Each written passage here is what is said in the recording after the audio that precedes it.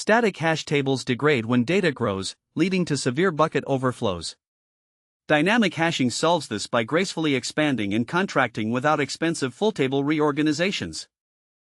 Extendable hashing uses a directory of pointers to buckets. A global depth of D means the directory has 2 to the power of D entries.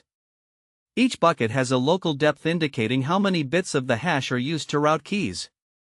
When bucket B overflows, if its local depth equals the global depth, we double the directory size and increment the depths. If local depth is less than global depth, we split the bucket and update pointers without expanding the directory. Linear hashing eliminates directories entirely. It splits buckets sequentially, controlled by a pointer n. Even if an overflow occurs in another bucket, the bucket pointed to by n splits first, maintaining a predictable growth pattern. To address the growing number of buckets, linear hashing uses a family of hash functions. If the primary hash points below the pointer n, a second, wider hash function routes keys to the newly created buckets. Extendable hashing handles highly skewed data distributions well but suffers from directory overhead.